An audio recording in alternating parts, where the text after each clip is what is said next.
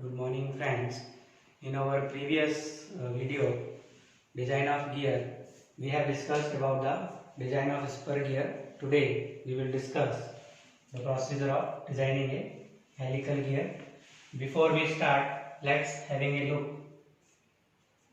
about some basics which we require in designing of helical gear. Let us we are considering a helical gear. As you all are aware that the helical gear means the teeth are cut at an angle on the periphery of a cylinder, then the gear is known as the helical gear. If the teeth are cut parallel to each other on a cylindrical surface, then they are known as the spur gear. Now we are considering that this is a single helical gear, then this distance is known as the overlapping.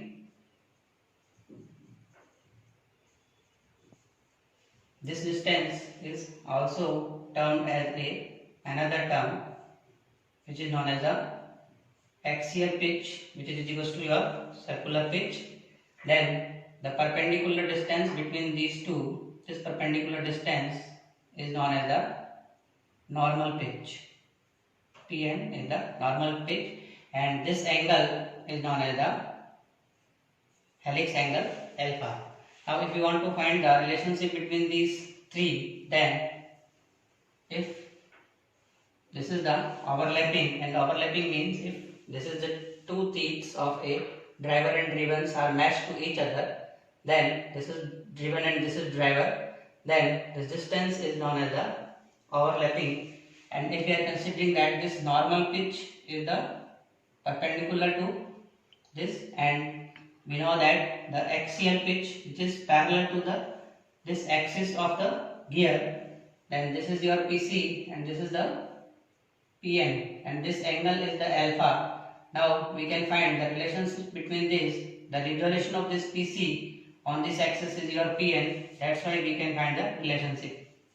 This PC is your axial pitch. This Pn is your normal pitch. Alpha is the helix angle, and we also know about this phi, which is the pressure angle, and two pressure angles are considered, 14.5 degree pressure angle and 20 degree pressure angle. And if you want to find the relationship, then we know that the component of this resolution PC cos alpha is equal to your Pn. That's why the normal pitch is equal to your PC cos alpha. From this relationship, we can calculate the normal pitch. Now, if you are matching this, then a force exerted on driven part, if this is the matching, then this is driver and this is driven. This driver exert a force, and this force is exerted along this normal pitch. That's why a force along this is the normal force and having the two components. And if you are drawing this diagram, then this force is the component, this is the normal, and this is another component. This load is the normal load and having the two components, axial component and tangential component. This angle is also a alpha angle, and we can also find the relationship between these three if we are considering that this Wn is the normal load, this Wa is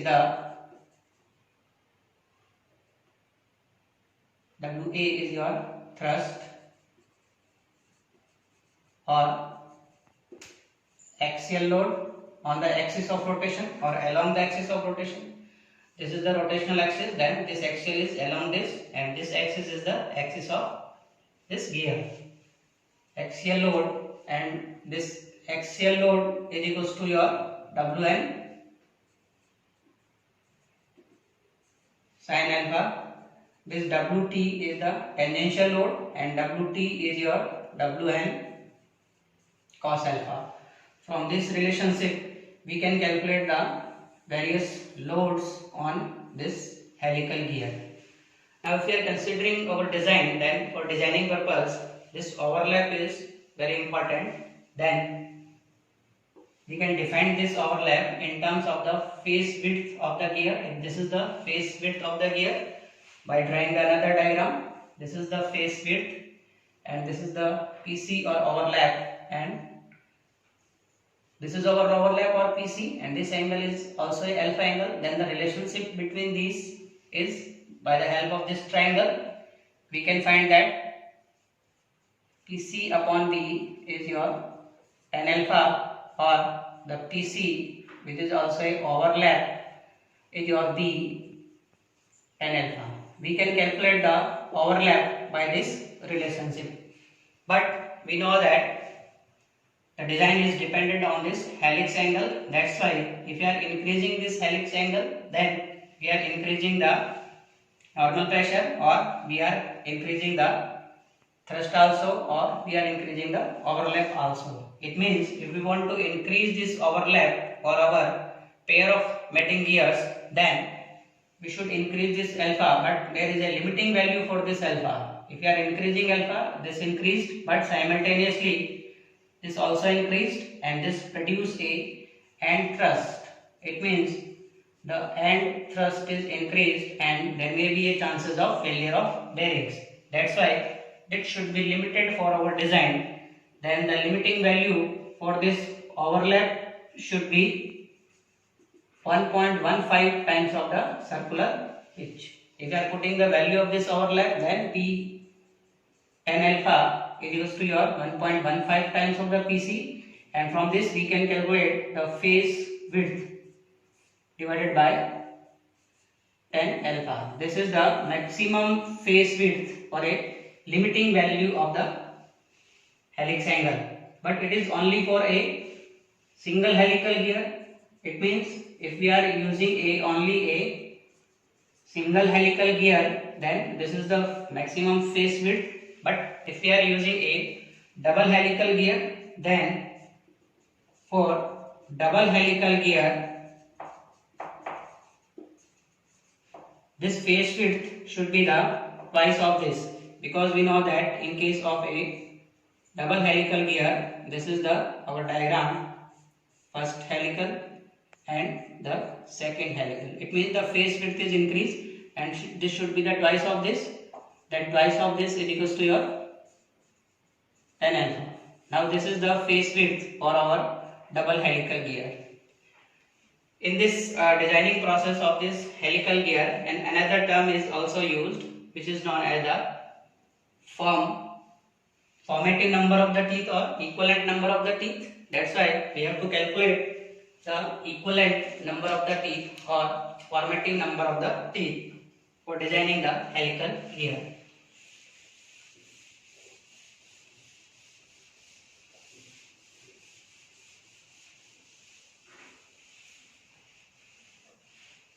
Equivalent or formative number of teeth or equivalent number of teeth for designing this helical gear, this should be equals to your T equivalent is the true number of the teeth divided by cos cube of the alpha. From this relationship we can calculate the formative number of the teeth, in which this T is the true value of teeth. By putting this value, we can calculate the equivalent number of the teeth. The next step is your design procedure. How can we design a helical gear? The first step, firstly you have to calculate the tangential load, and this tangential load is by given this formula. If the two gears are in a mating, let us considering the two mating gears. If this gear is the large gear and this gear is the small helical gear, now let us considering this is our pinion and this is our gear, then the distance between these two is known as the center distance, and if you are considering this center distance is the x, and the notations are PCD of gear, PCD of pitch, number of true teeth in gear, number of the true value of the teeth in the pinion. Then from this it is clear that this distance should be the summation of this radius plus this radius, radius of this gear plus radius of this pinion, and in terms of the diameter, or we can say dg dp divided by 2. From this relationship we can calculate the sum of our unknown values. If any one of them having the unknown values, we can calculate from here, and also we can use the velocity ratio, which is equals to your tg upon tp is equals to your dg upon dp if this driver and this driven. Now if we are considering that this is the driver, then power is transmitted by this to this. That's why we are using this pitch line velocity of this driver. This is the pitch line velocity, and in this P is the power transmitted in kilowatt. Then this V is the pitch line velocity, and we know that this is your pi dn by 60. By putting the value this d in terms of the module, then this is your t into module n by 60, and this pi m is also a pitch circle or pitch, circular pitch pc, and upon this. From this we can calculate the value of this pitch line velocity, and this ks is your service factor. From design data book, according to your loading conditions or according to the service hours, we can calculate the value of this service factor. From this equation we can calculate the total load or tangential load. After this, second, now using the modified Lewis equation. In this we are using the modified Lewis equation, and we have already discussed the Lewis equation in our previous video of design of gear and designing procedure of the spur gear. The tangential load or the beam strength is given by this working stress multiplied by B multiplied by circular pitch and multiplied by a factor. This factor is the Lewis factor or form factor, but in this case we are using a modified, that's why we are giving it a modified form factor. And the value of this modified form factor can be calculated by the help of the design data book or by the help of this formula for a normal load conditions minus 0.684 divided by T equivalents. The only difference is that in our previous spur gear design we are using here the true value, but here we are using the formative number of the teeth. That's why it is known as the modified value of y dash. Then for calculation of this sigma W working stress, we know that this is equals to your multiplied by this, and this is the allowable stress, and this allowable stress can be calculated from the design data book for a gear material, and this CV is your velocity factor. And why we are including this CV is included for defining the theoretical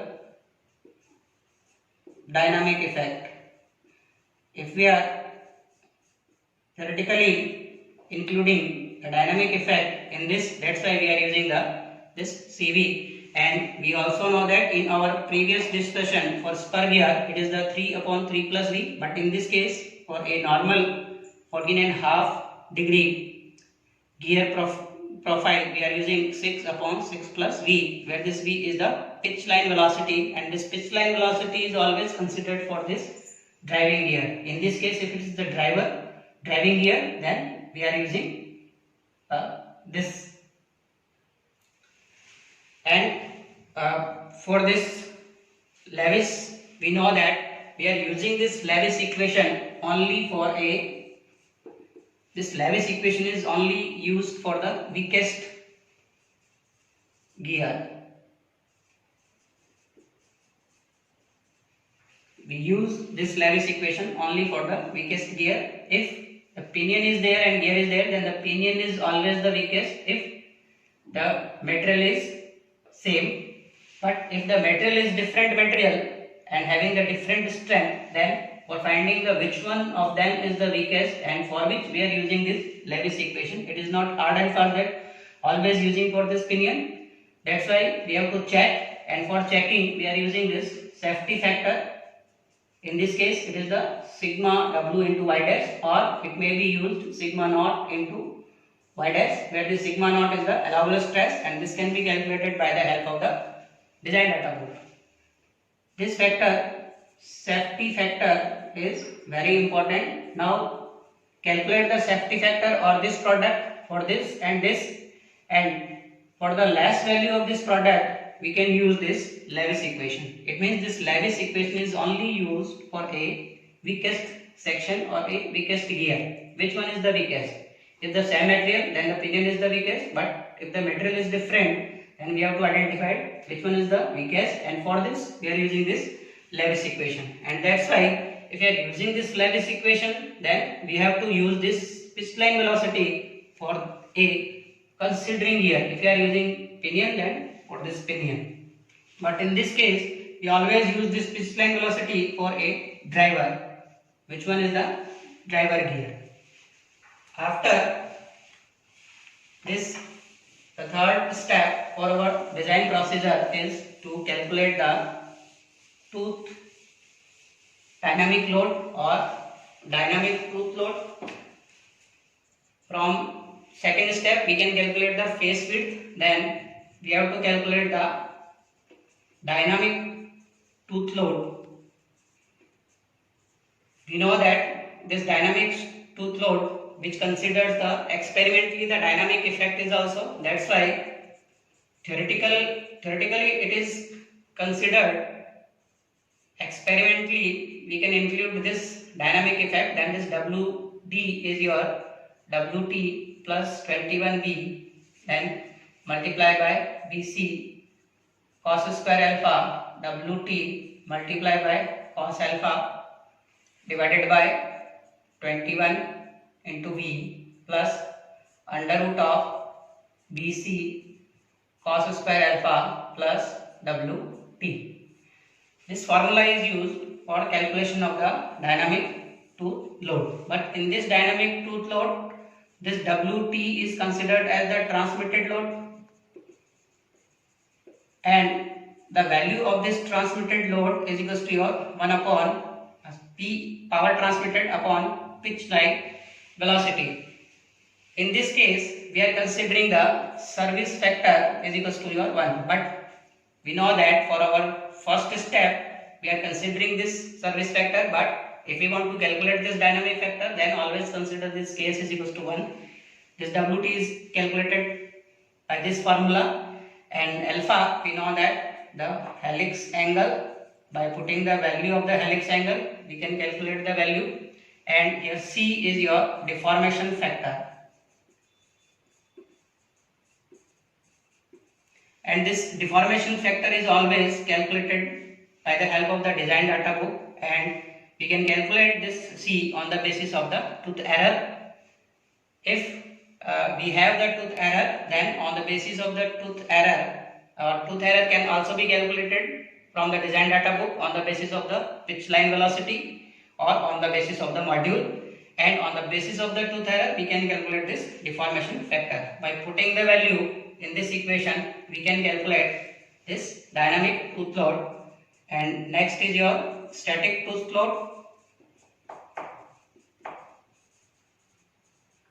For calculation of this static tooth load, we are using the equation of Lewis or modified Lewis equation, but instead of sigma w we are using the endurance strength. If this strength is replaced by endurance, then this term as the static tooth load multiplied by PC multiplied by y dash.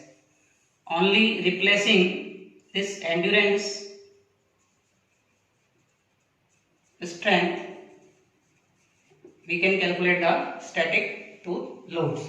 And next tooth load is your wear tooth load. We have to calculate the wear of gear also. Then next is your wear tooth load, and we know that The wear tooth load is always calculated by the help of this formula, multiply by B, multiply by Q, multiply by K upon cos square alpha. And in this equation, this Q is your ratio factor, and which is equals to your twice velocity ratio upon velocity ratio plus 1 for external gearing, twice velocity ratio upon velocity ratio minus 1 for internal gearing. If you are using internal gearing and if you are using the external gearing, then this is our Q, and this K is also known as the load stress factor,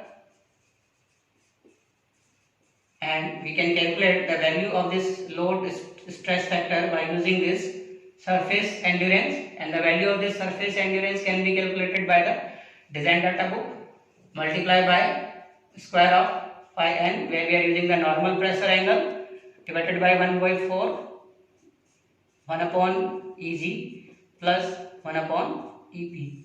This Eg is the Young's modulus for gear and this Ep is the Young's modulus for the pinion. By the help of this equation, we can calculate this load, which is known as the wear tooth load.